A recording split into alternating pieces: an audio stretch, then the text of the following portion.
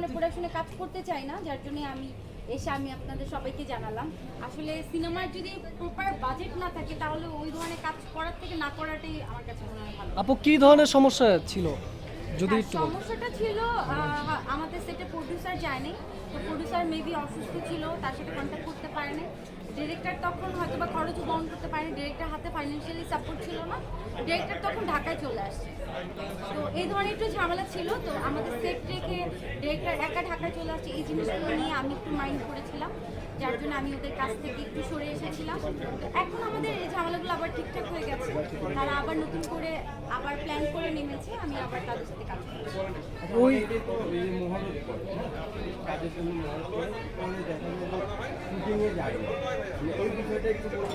আসলে মহরত করে শুটিং এ না গেলে এটা তো তাদেরই ভুল, তাই না? যে তারা এতগুলো শিল্পীদেরকে সাইনিং করালো, মহরত করলো, মহরতে খরচ করলো, সবাইকে টাকা পয়সা দিল, কিন্তু শুটিং করলো না, এটা তো প্রডিউসারই লস।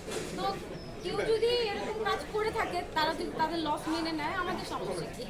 আমাদের তো কোনো প্রবলেম নাই, কারণ আমরা সাইনিং করি, আমরা তো কাজ করতেই চাই।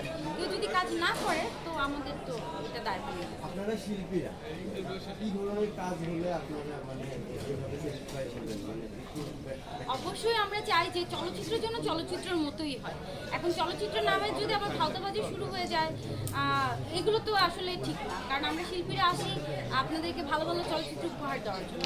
তো আমি এই পর্যন্ত যে কটা চলচ্চিত্র অভিনয় করেছি, আমি ভালো ভালো চলচ্চিত্রে কাজ করেছি। আমি আশেপাশে আরও অনেক মানুষের কাছ থেকে জানতে পারি যে আসলে অনেক